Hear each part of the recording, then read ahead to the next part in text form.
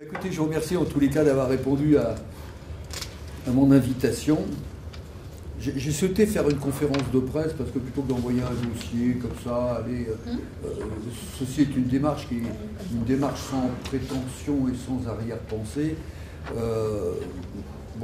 Je suis simplement un élu local concerné par un problème qui est celui de ces 100 000 véhicules jour. Et comme nous avons une révision du plan départemental de déplacement urbain, du PDU, j'ai vu qu'on n'abordait pas le problème du transport par câble. Donc j'ai pensé que c'était quand même un petit peu dommage que l'on élude aussi facilement quelque chose qui est potentiellement fort intéressant de par les expériences découvertes ailleurs. Alors, le maire que je suis depuis une trentaine d'années maintenant a vu l'évolution dans cette cluse de Vorep, avec cette évolution, avec toutes ces voitures. Si je me suis penché sur le problème, c'est parce que tout simplement la commune de Fontanil est complètement impactée par le problème de circulation. Quand vous avez 100 000 véhicules jour dans la cluse de Vorep, il va sans dire que j'aime dire qu'il y a une nouvelle espèce humaine qui s'appelle les autosapiens. Et les autosapiens, c'est comme l'eau du ruisseau qui déborde. Partout où ça peut passer, ça passe. Donc dans nos rues, etc., la commune est devenue une voie de délestage. Les rues du Fontanil sont devenues des voies de délestage. Donc voilà, nous avons patienté tout le temps que nous avons réussi à patienter pour attendre M. Paulus, que je remercie d'être quand même là. Donc je viens juste de commencer. Voilà. Désolé. Mais c'est pas grave puisque l'excuse était entendue. Donc il y a ce PDU, il y a les problèmes que l'on rencontre. Comme vous le savez, au vu des difficultés que l'on rencontre au Fontanil depuis un certain temps, et des difficultés grandissantes, la démarche a été de faire un référendum pour piétoniser le centre du village, à la fois au regard des difficultés actuelles, en se disant qu'avec l'arrivée du tramway et l'urbanisation qui va avoir lieu au Fontanil, c'est 50% de plus de population. C'est pas gérable. D'où ce référendum sur la piétonisation. Mais au-delà de ça, on peut constater que, oui, nous sommes heureux et fiers de pouvoir accueillir un tramway au Fontanil, mais ce tramway s'arrête au Fontanil, tant mieux pour ses habitants. Nous allons régler des problèmes avec ce tramway, des problèmes, je dirais, locaux. Mais ce que nous avons, c'est quand même 100 000 véhicules jour. Ils viennent d'où? Ils ne viennent pas du Fontanil. Ça vient d'au-delà. Déjà, une révision de SDO, ce qui était avant, c'est l'ancêtre du SCOT, j'avais déjà préconisé, proposé de réfléchir à l'opportunité de piéger les voitures au péage de Vorep. Ce n'est pas, à l'époque, c'était de faire un espace centre multimodal du côté de Saint-Égrève, et de dire, si on fait ça du côté de Saint-Égrève, quand on n'est plus qu'à 3 ou 5 km du lieu du travail, on ne va pas, on continue avec sa voiture. Donc c'est à l'entrée de la cluse qu'il faut regarder le problème. Ça, c'était en l'an 2000. Ensuite, nous avons eu en 2010 une réunion en préfecture où le préfet a dit « Je fais des périmètres de préemption, et en tous les cas pour faire des sursis à statuer pour l'urbanisation autour de la voie de chemin de fer. » Puisqu'il est question de faire 2 voies de chemin de fer supplémentaires. À ce moment-là, j'ai fait une proposition. Ah, mais tout le monde dit oui, tout le monde dit c'est une bonne idée. Voilà, merci pour la bonne idée. Et les maires de Saint-Égrève et de Saint-Martin-les-Vignoux ont signé ma proposition, donc c'était conjoint, pour régler le problème en disant, puisqu'il y a des voies de chemin de fer en plus à faire, Eh bien, pourquoi les faire passer, pour rajouter parallèlement à celles qui existent 2 voies supplémentaires? Pourquoi ne pas réfléchir pour avoir une voie de chemin de fer, puisqu'il y a un gros problème de franchissement de tunnels à Vorep, eh bien de dévoyer la future voie de chemin de fer, la faire passer au péage de Vorep, passer de l'autre côté de l'Isère, le long de l'Isère, de remonter, etc. Ce qui permettait, je proposais, de faire une grande zone de logistique avec un embranchement autoroutier pour y mettre en même temps, en profiter, pour mettre tous les transporteurs que l'on a dans l'agglomération, puisque le grand problème des élus en ce moment, c'est de trouver des hectares pour pouvoir urbaniser, pour faire du logement. Donc c'était une occasion, puisque un grand nombre de transporteurs se trouvent dans le tissu urbain, tout à fait diffus, de les regrouper, et avec aussi un autre avantage qui était celui du kilométrage au pied pour les transporteurs, mais aussi les problèmes de pollution. Et en même temps, de proposer à la SNCF de déplacer sa gare de triage de Saint-Martin-le-Vinou, puisque la gare de triage de Saint-Martin-le-Vinou, c'est une autre époque, c'est un autre temps où la population était ce qu'elle était, et de dire profitez-en, vous, mesdames et messieurs de la SNCF, faites une gare de triage là-bas, et tout se fait à ce moment-là dans l'entrée de la Cluse, et on règle beaucoup de problèmes. Alors bien évidemment, moi je faisais cette proposition, mes collègues m'ont suivi, mais ça impliquait quand même un certain nombre de problèmes, notamment des réalisations d'ouvrages d'art, des coûts assez importants. Bon, avec des partenaires comme la région du Var et puis surtout l'État avec RFF, c'était pas évident, mais je me suis dit à ce moment-là qu'il était peut-être judicieux de sensibiliser les uns et les autres à une problématique que l'on peut rencontrer. Et il y avait en même temps la révision du SCOT, donc j'ai vu le président du SCOT en disant ce serait peut-être judicieux de regarder avant de clore le SCOT et d'envisager de faire peut-être un grand secteur logistique. Donc voilà, j'essaie de faire remuer un petit peu le cocotier. Bon, eh bien écoutez, ça n'a pas beaucoup avancé. Et l'année dernière, au mois d'avril, il me semble, j'ai parlé d'un transport par câble. Un article a été diffusé, a été rédigé dans le Dauphiné libéré. Il y a eu énormément de réactions très positives sur le sujet. Donc je me suis dit que c'était peut-être intéressant d'approfondir la chose. Alors approfondir la chose, c'était très bien, mais avant de faire ce genre de proposition, puisque je ne souhaitais pas, et je ne souhaite toujours pas avoir une démarche politicienne, mais une démarche tout à fait pragmatique pour essayer de réfléchir tous sur une opportunité avec l'entrée de la Cluse de Vorep, j'ai donc déjeuné avec le président de la métro qui m'a dit bonne idée. J'ai déjeuné avec le maire de Grenoble qui me dit bonne idée. Et comme j'ai dit au maire de Grenoble, j'ai dit écoute, tu es président de l'association nationale des transports urbains, etc. Ce serait pas mal. D'autant plus que tu es aussi président de l'association des grandes villes de France, alors que le numéro 1 mondial des transports par câble se trouve à Vorep. C'est peut-être là le côté intéressant de mettre en action une réflexion. Il m'a dit c'est une très bonne idée, mais je me méfie toujours des bonnes idées. Donc il faudrait quand même regarder la vitesse commerciale, etc.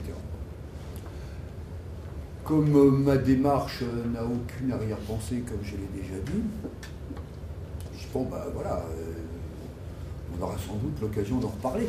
Puis tout d'un coup, je vois apparaître quoi un transport par câble, mais un transport par câble qui va à Lens-en-Vercors.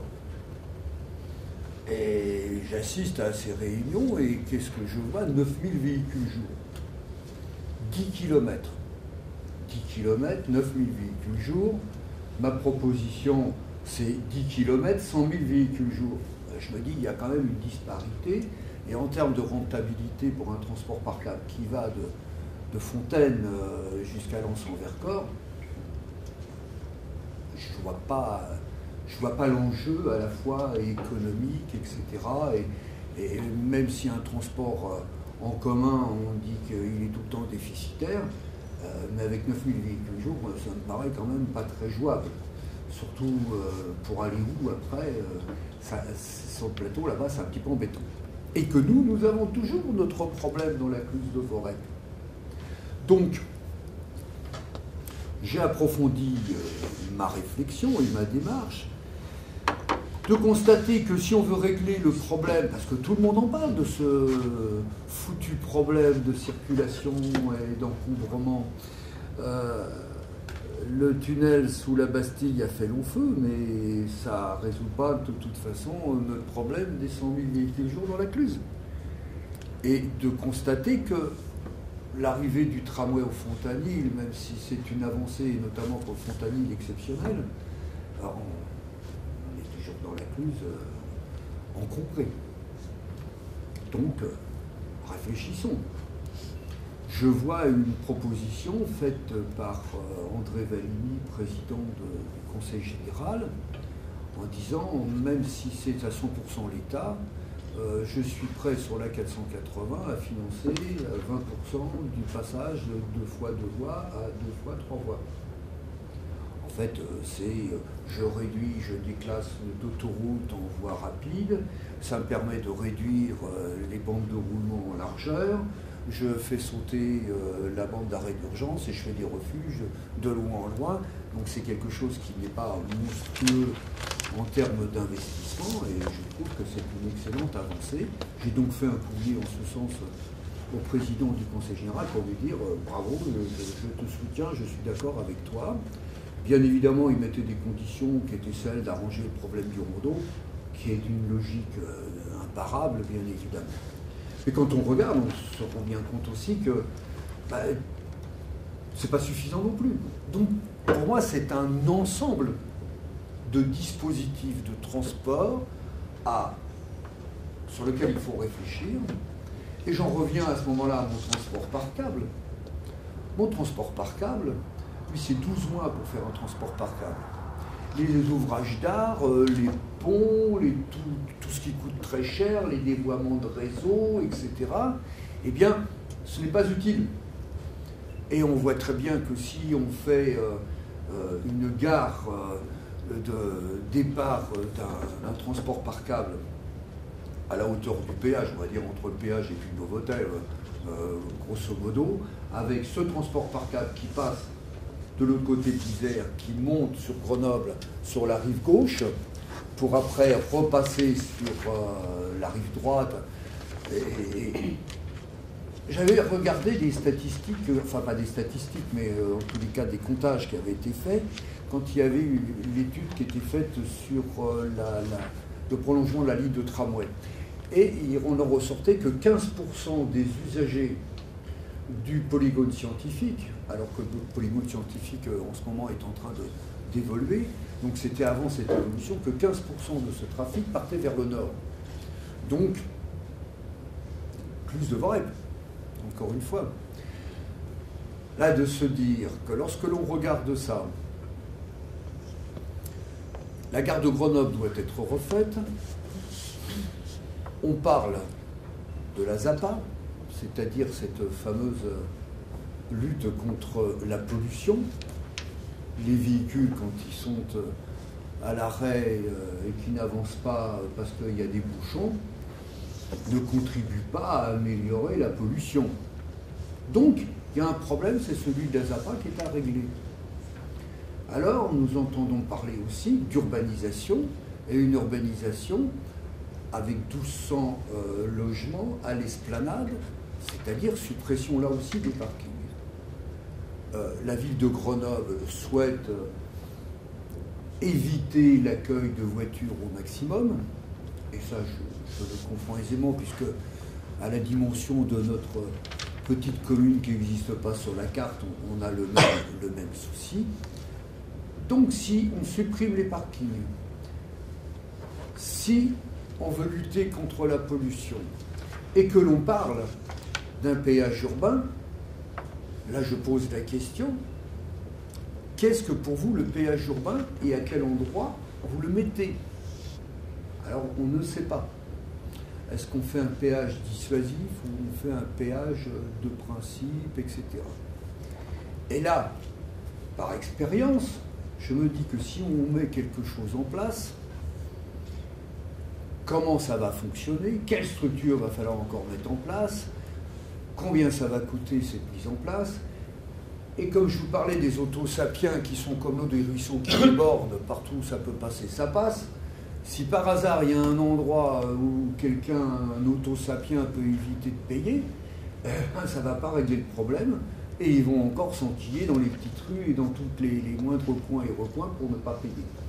Donc je me dis que tout ça, c'est quand même un sacré problème, que ça ressemble en quelque sorte à un cataplasme sur une jambe de bois, et qu'entre la proposition d'André Valigny de passer à 2 fois 3 voies, la ligne E au Fontanil, un transport par câble qui part donc début de la Cluse, donc de la sortie du péage de Voreppe, pour rejoindre les polygones scientifiques et la gare de Grenoble, me paraît quand même quelque chose d'intéressant. Donc si aujourd'hui, je vous remercie encore une fois d'avoir répondu à mon invitation, c'est que je réagis en tant qu'élu local à un problème qu'on n'arrive pas à résoudre et qu'on n'inscrit même pas dans l'étude du PDU, du plan de déplacement urbain, qui est en cours. Donc, eh bien, j'ai souhaité donc réagir à tout cela. Alors, il y a quelque chose que j'ai oublié, c'est le coût du carburant aussi. C'est le coût du carburant, quand on sait l'augmentation, je crois que pour l'usager qui paye, c'est probablement enquiquinant.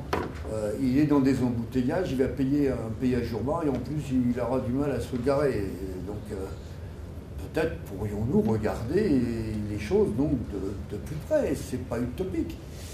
Il faut savoir aussi évoluer. Regardez, on a bien évolué. Dans le temps, il y avait un tramway au Fontanil.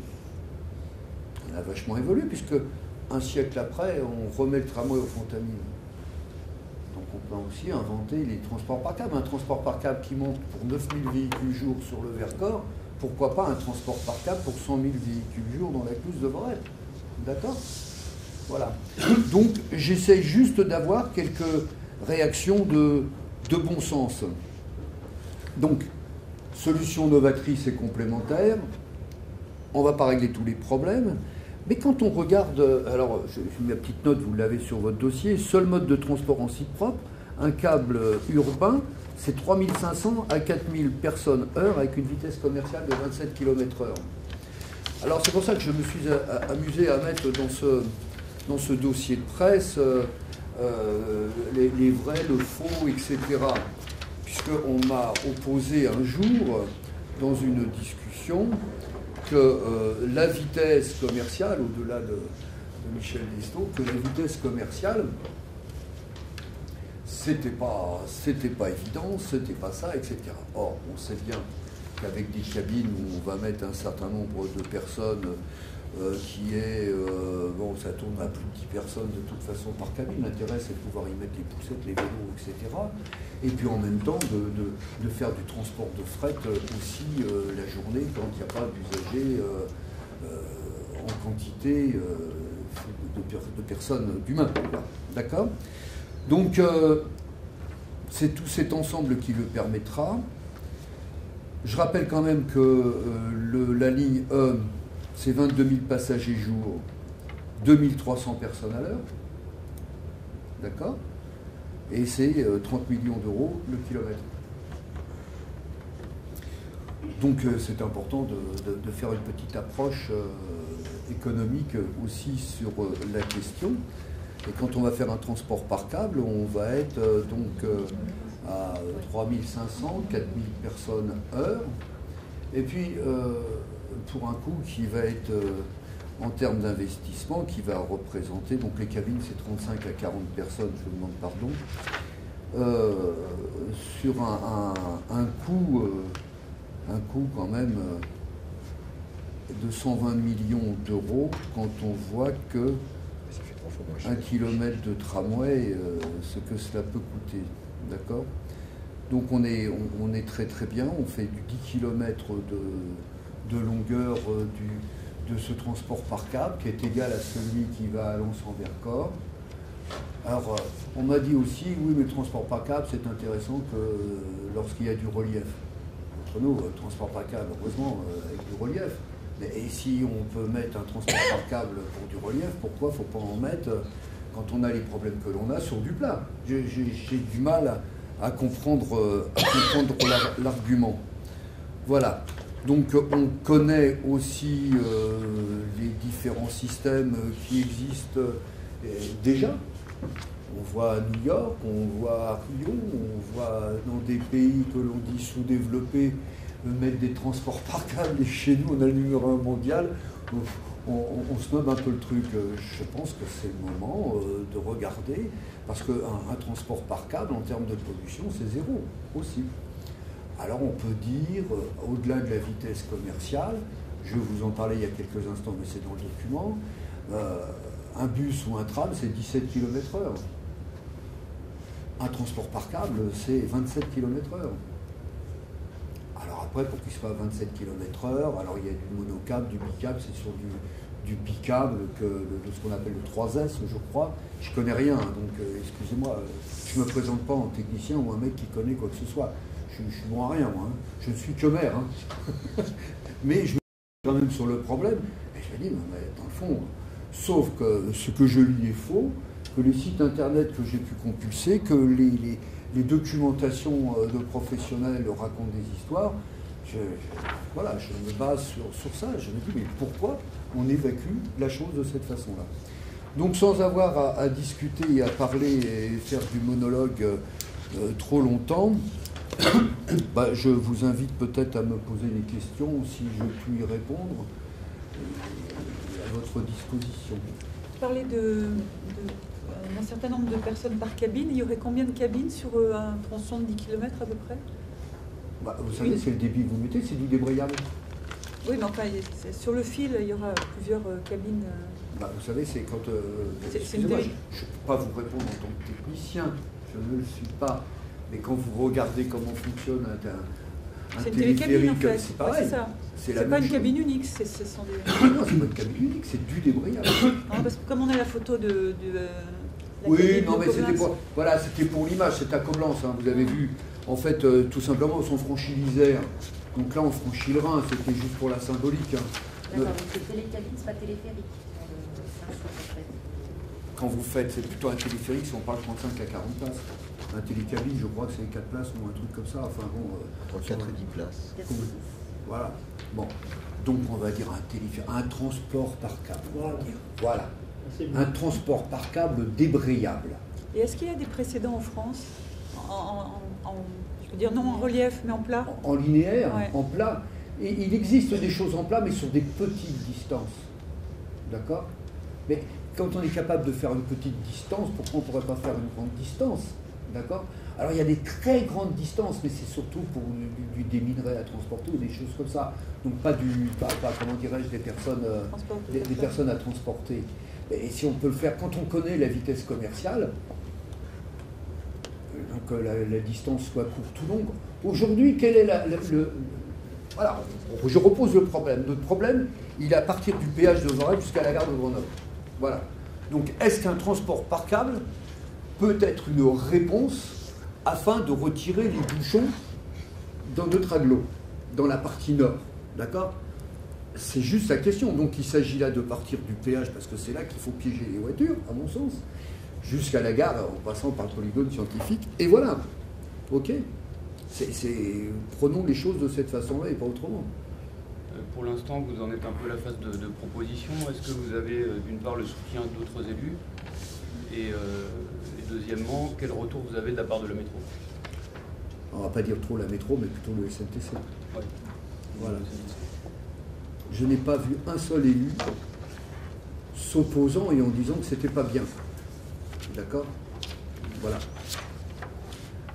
Les uns et les autres comprennent que oui, c'est quelque chose qui est très intéressant à suivre, d'une part, que d'autre part, que c'est moins cher, mais après, ça s'appelle des choix. choix qui sont inévitablement des choix politiques. Et quand je dis politique, pas précisément politicien, d'accord? On fait un choix, on est responsable de quelque chose, nous devons faire avancer les choses et on fait des choix, d'accord? Donc, si ma réaction, pour répondre aussi à votre question, oui, les élus, j'en ai jamais vu un seul contre ça. Le président de la métro dit oui au transport par câble. Le maire de Grenoble dit le transport par câble, c'est très bien, la preuve, puisqu'on va en faire un qui va dans le Vercors. Donc personne n'est contre le câble. Est-ce que le choix se fait entre le projet Fontaine-Lens et le vôtre, ou est-ce que les deux sont faisables en même temps? Attendez, excusez-moi, je ne suis pas un décisionnaire. Non, mais je suis un simple élu local concerné par une problématique qui est celui de l'invasion de la voiture et des problèmes de pollution, et qui est bien placé pour constater les difficultés et de voir qu'il existe des solutions. Et comme je l'ai dit, ce que je voudrais, c'est pouvoir faire réagir mes petits camarades qui travaillent sur le plan de déplacement urbain qui est en cours. Mais quels sont les arguments qu'on vous présente quand vous dites aux autres élus que le transport par câble à Vorep est plus pertinent que dans le Vercors? J'embête. Bah oui, mais on vous répond quoi? Puisque j'embête. Les chiffres parlent. On dégage en touche. Parce que vous savez, il y a les dits, il y a les non-dits. Je ne suis pas là pour parler des non-dits. Moi, je suis là pour parler d'une proposition, pour régler une problématique. Et je ne suis pas là pour faire des remarques sur tel ou tel choix, d'être pour ou d'être contre. Je considère simplement que je fais un constat de béotien, de faire 10 km de transport par câble pour aller de Fontaine à Lens-en-Vercors pour 9000 véhicules jour, me paraît pas du tout, en termes d'investissement, à la hauteur de la problématique, au regard de celle de la même distance, où il y a 100 000 véhicules jour à régler, avec des problèmes de, je vous répète, donc de pollution, des problèmes de stationnement et des problèmes, comment dirais-je, de vitesse commerciale et en même temps de rapidité, de bouchons, et quand on veut faire un péage urbain. Et est-ce que vous seriez prêt à vous opposer, dans la mesure de vos moyens bien sûr, mais à vous opposer à un projet de transport par câble dans le Vercors si jamais le PDU validait celui du Vercors et pas celui de la ville de Vorep? Chaque jour suffit sa peine. J'ai pour aussi habitude de ne pas me mêler des trucs qui ne me regardent pas. Et ça regarde les élus du Vercors, ça regarde les élus du secteur, de ce secteur, et pas du tout. Par contre, je suis dans une assemblée délibérante et je dois m'exprimer, et bah oui, je dirais je suis contre parce que, voilà. Autrement, comprenez mon objectivité. De manière très pragmatique, parce que votre proposition ne date pas d'aujourd'hui, puisqu'elle date d'il y a un an. Oui, il y a un an, on discutait déjà il y a un an, on discutait déjà du PDU. Vous faites partie de la métro, qui a des représentants au SNTC, y compris de votre bord politique. Est-ce que la question a été abordée? Est-ce que dans les commissions qui sont en train d'écrire, puisque c'est en train d'être écrit, ça va être validé dans 2 mois le projet de PDU, est-ce qu'un élu a relayé votre demande et a-t-il eu une réponse? Pas de réponse. Mais est-ce que votre demande a été relayée? Je souhaite par cette réunion voir les réactions et faire bouger un petit peu les lignes pour qu'enfin, peut-être que tous les gens intéressés, concernés, disent oui, il faut absolument regarder ce problème-là. Alors, une fois que ça sera fait, oui, pour que je monte au créneau sur le sujet, j'ai prévenu vendredi le président de la métro que je faisais une intervention sur le sujet, tout à fait amicalement. Et il vous a répondu quoi amicalement? Il m'a dit oui, je sais. C'est tout. Est-ce que vous n'auriez pas peut-être intérêt, ou est-ce que vous l'avez peut-être fait mais vous n'avez pas été suivi, intérêt à vous grouper par exemple avec les maires de Vorep, de Saint-Égrève, qui pourraient faire en sorte que vous soyez peut-être plus entendus et moins seuls sur ce dossier? À un moment donné, il faut déjà commencer par un bout, et j'ai estimé que c'était ce bout-là qu'il fallait prendre. parce que je veux bien passer pour un bonnet. C'est marrant, ça le fait marrer. C'est un initié, là. Non, mais c'est vrai que c'était très marrant.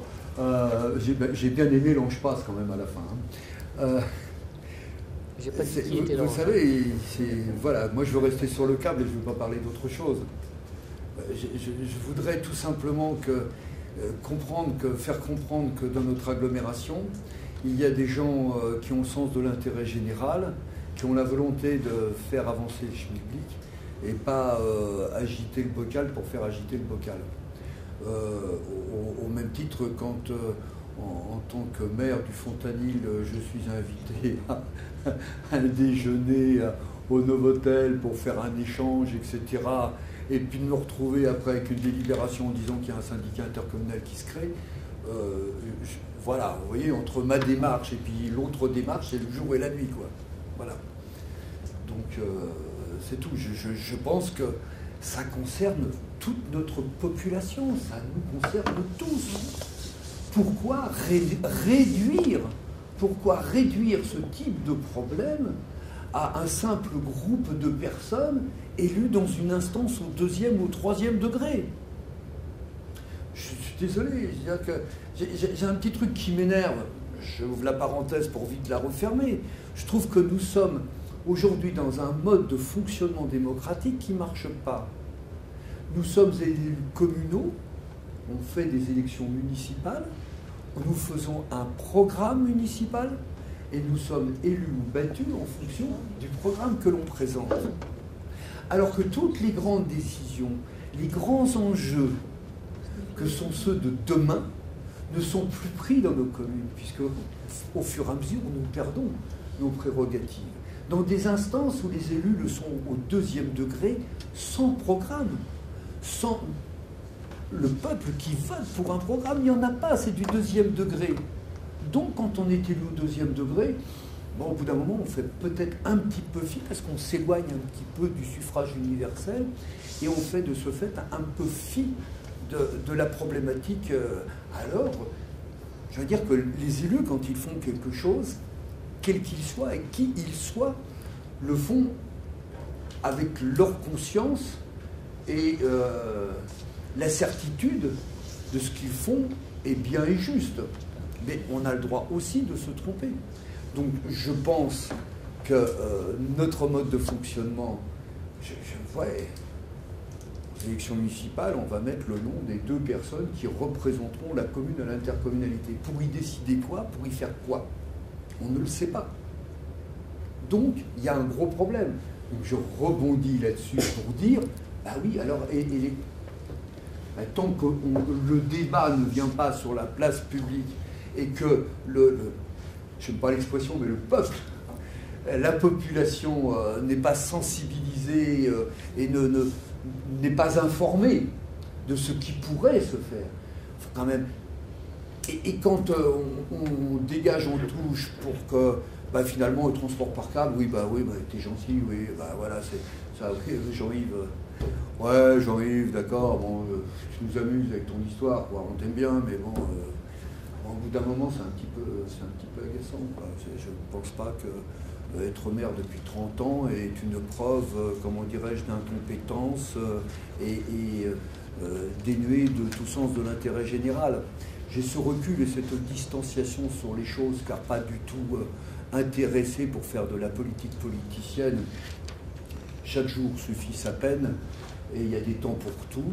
Je pense qu'il est temps, en ce qui me concerne, de pouvoir m'exprimer autrement sur des choses plus importantes pour l'intérêt général des populations et pas pour des enjeux politiciens.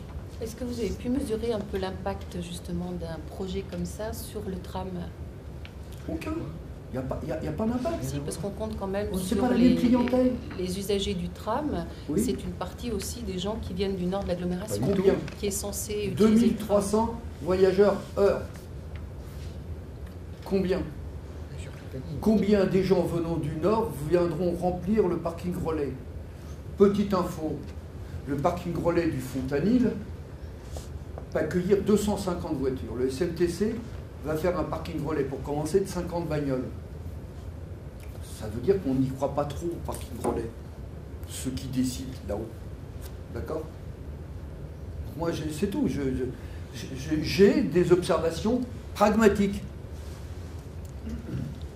Donc, il ne faut pas me parler des gens qui viennent du Nord. Certains le prendront, mais si on y croyait vraiment, on ferait plus de stationnement en parking relais, d'entrée. D'accord? Et il s'agit, le tramway, de 2300 passagers heure.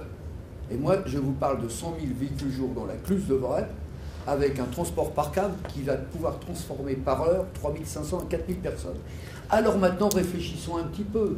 Regardez quels sont nos problèmes, vous, usagers, comme moi. Quoique moi, maintenant, j'évite d'aller sur Grenoble à 8h du matin. Ma vie me permet de l'éviter, donc ça va très bien. Quand il y a des vacances, il n'y a plus de bouchons. Mais remarquez, si vous êtes un usager quotidien, vous allez remarquer que les bouchons sont quasiment, enfin très rares, les lundis, les mercredis et les vendredis, because RTT. Quand je vous dis 100 000 véhicules jour, si on arrive à faire passer 10%, 15% de ces usagers sur le transport par câble, quand vous voyez que quand il y a les RTT, il n'y a plus de bouchons, on voit que là, ça se joue là. D'accord? Parce qu'il y a des gens qui continueront toujours à prendre leur voiture. Parce que ce sont des commerciaux, parce qu'ils travaillent dans un endroit où il n'y a pas de transport en commun pour relayer le transport par câble, etc., qui pourront garder. Mais ceux qui vont travailler au polygone scientifique ou autre, ça serait quand même vachement mieux pour eux. On est compte l'économie que ça peut faire pour eux entre un péage urbain, les coûts d'essence, plus la solidarité par rapport à l'environnement, et puis le stationnement. Et justement, en termes de coût, la réalisation d'un transport par câble se chiffre à combien? Et après, l'entretien régulier Le coût d'investissement d'un tram aérien sur 10 km peut être évalué autour de 120 millions d'euros, contre 350 pour le tram au sol. L'entretien? Voilà. Le coût de fonctionnement avec frais financiers sont estimés à 5 millions pour le tram, pour l'aérien, contre 10 millions pour le tram classique, du simple au double. Pour l'entretien. Ce sont des chiffres que l'on a quand on regarde les sites internet et autres sur les comparatifs. C'est un bureau d'études là qui vous a fait le projet de tracé, celui qu'on voit sur le dossier? Je me suis amusé à regarder ce que cela pourrait être. C'est vous? Voilà. Donc, en tenant compte de ce que des spécialistes peuvent dire, dès l'instant où il y a une courbe, faut mieux mettre une station. D'accord? Voilà. Parce que là, vous prévoyez donc 3 stations intermédiaires. Je ne prévois rien du tout, madame. C'est ce que je vois sur le Non, mais sur le petit moi dessin. j'essaie juste de regarder. Je ne suis pas technicien. Je sensibilise aujourd'hui. Je ne suis pas capable de quel droit, compte tenu de mon incompétence totale et de mon irresponsabilité décisionnelle, de pouvoir dire ce genre de choses. Voilà, je suis maire, je regarde, voilà, ben oui, c'est réalisable, on peut faire comme ça et comme ça. Alors j'écoute, on me dit, attention, là, quand il y a une courbe, il faut une station, bon, j'écoute tout simplement.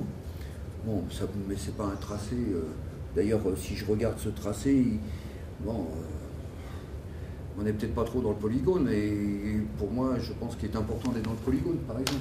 Bon, mais je crois que ce sont des bureaux d'études qui donnent le tracé, pas moi. Hein. La faiblesse d'un projet comme ça, c'est quand même peut-être son inutilisation le week-end. Oui et non. Pourquoi?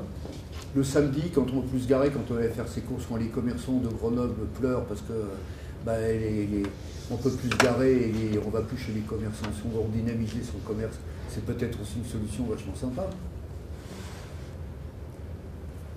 Voilà. Surtout quand il faut se taper un péage urbain, un prix du mètre cube, un prix du litre de carburant de temps, etc. etc. Je crois que moi, quand j'entreprends quelque chose, une réflexion, je ne m'interdis rien, quel que soit le domaine. Je ne m'interdis rien. Je pousse ma réflexion au bout. Donc je suis maximaliste. Donc quand je pousse la réflexion comme je la fais là, je ne m'interdis absolument rien, parce que je pense que dès l'instant où nous sommes à 3500 à 4000 passagers heure, qu'avec ça on va régler nos problèmes d'agglomération, de toute façon le samedi et le dimanche, à ce que je sache, effectivement, il n'y a pas de bouchon. On peut considérer que les gens vont peut-être continuer à prendre leur voiture le samedi et le dimanche. Oui, mais par rapport à un projet comme dans le Vercors, où on peut utiliser ce type de... Pour aller où? Pour aller se promener, pour aller faire du ski, pour aller c'est parce une que ouverture quand même sur, voilà. sur le Vercors. Donc ça veut dire, je veux faire du ski pour le dimanche, je vais aller donc à Fontaine, un grand parking, je vais prendre mes skis, je vais monter dans le téléphérique, j'arrive à Alençon-Vercors, il faut que je reprenne un transport en commun pour aller au Stade des Neiges, ou un autre, ou un car pour aller jusqu'à la Côte de Mille, ou un autre car pour aller à Autran. Je suis désolé. Comme tout à chacun, on continue dans sa bagnole et on ne prend pas le transport par câble.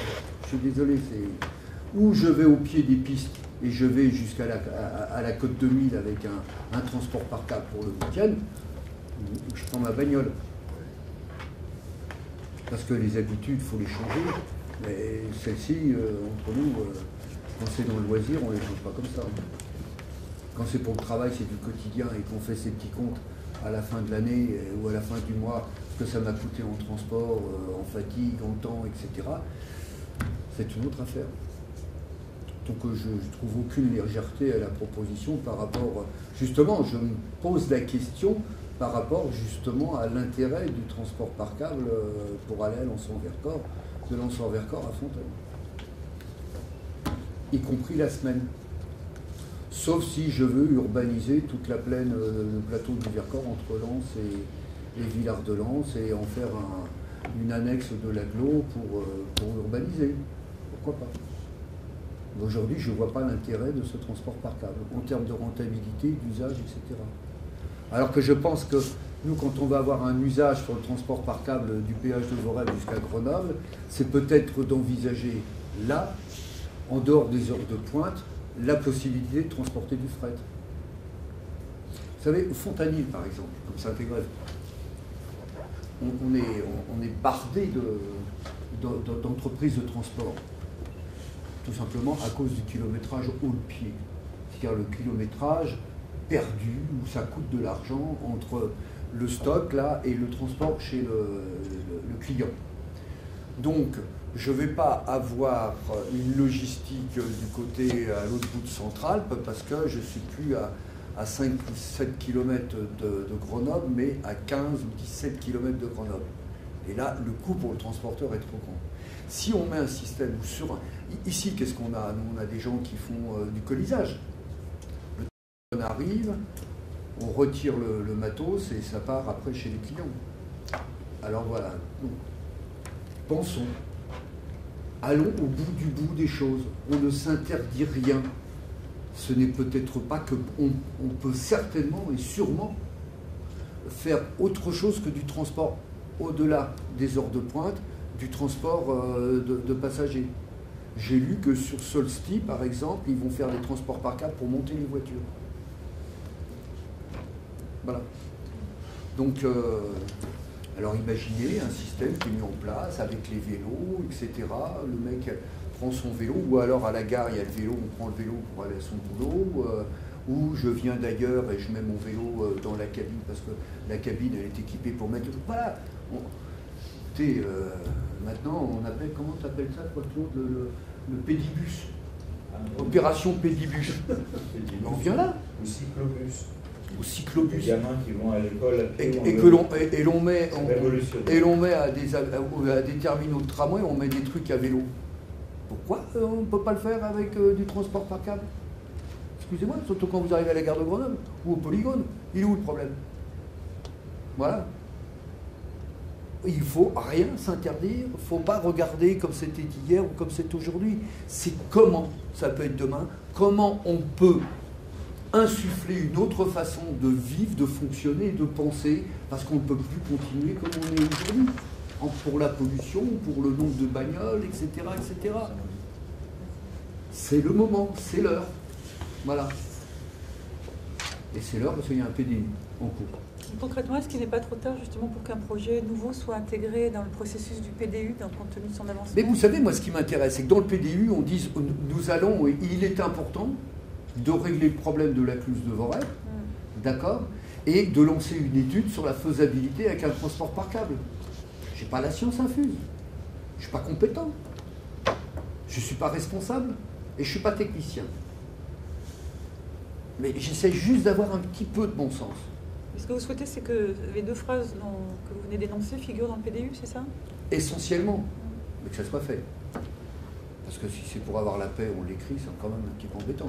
Et je pense que c'est la population qui doit être sensibilisée à tout ça.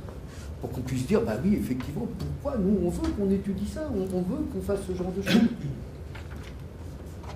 Et le président du SMTC, un jour, je discute avec lui. Eh bien, copain, c'est pas un problème. Ouais, Jean-Yves, ah ouais, toi avec ton truc, ouais.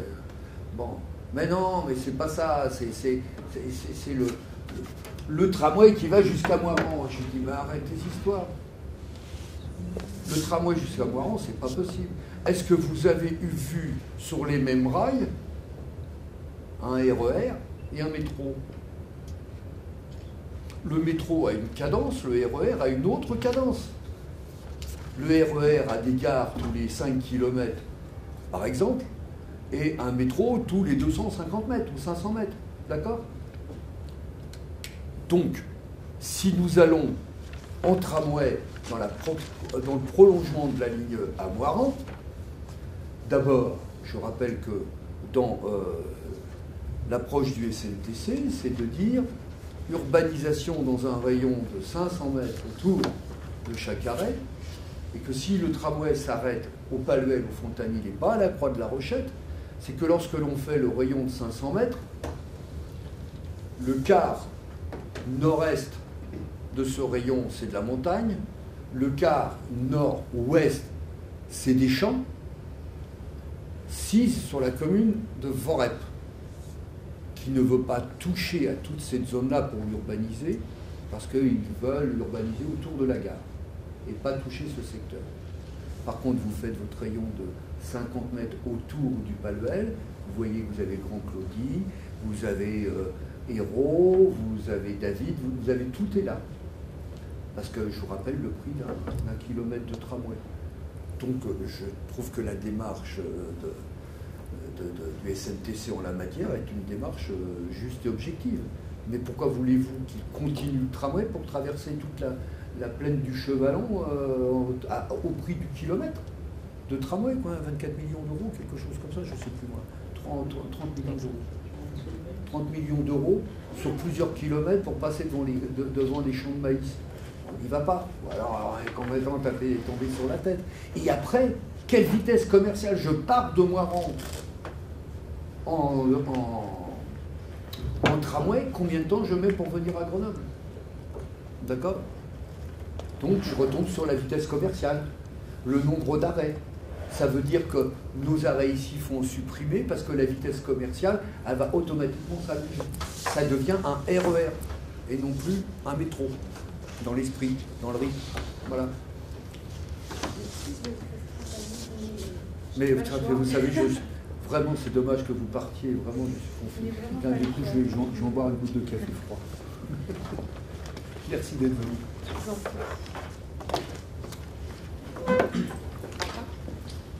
Question? Other question?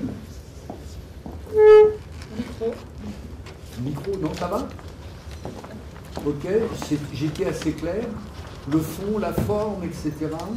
Le financement, c'est forcément SMTC si c'est PDU? Alors, merci tiens pour la question. Dans la présentation qui a été faite du transport par câble pour aller sur le Vercors, le président a dit que ce n'était pas leur métier de gérer ça, qu'ils confieraient la gestion à des privés. Mais qu'automatiquement, ça c'était déficitaire et qu'ils combleraient le déficit. Je pense que c'est toujours pas de la responsabilité du SNTC, de la CENITA de régler ce genre de choses. Mais aujourd'hui, on a un gestionnaire de l'autoroute qui s'appelle CFH, je crois, hein, l'AREA CFH, il me semble. Eh ben, de continuer une concession avec eux jusque-là. Bon, et c'est tout. Après qu'il y ait des accords. Donc en fait, en termes de financement et autres, comment on fait pour les autoroutes? Il y a FH qui est là déjà. Et on a le fabricant qui est aussi sur place. Donc vous seriez plus pour une solution privée? C'est ça, non? Je ne suis pas plus pour une Non, mais solution c'est privée. Je vais dans le sens de ce qu'a dit le président du SMTC. Et vu la situation économique, il me paraît tout à fait évident que les capacités financières du SMTC ne sont pas à la hauteur d'un transport par câble pour aller dans le Vercors, au même titre que pour aller dans la Cluse de Vorel.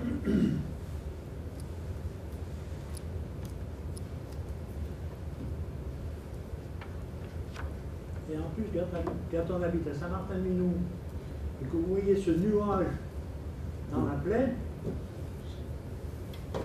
Ben voilà, donc moi j'essaie juste de faire comprendre qu'il y a un enjeu, de faire fi de cet enjeu, de cette possibilité, de cette ouverture, quand on voit le coût d'investissement par rapport à un tramway, à la vitesse commerciale, etc. Tramway 17 km/h. Transport par câble 27 km/h. Oh, pas déconner. Pour 3 fois moins en coût d'investissement, pour moitié moins en coût de gestion.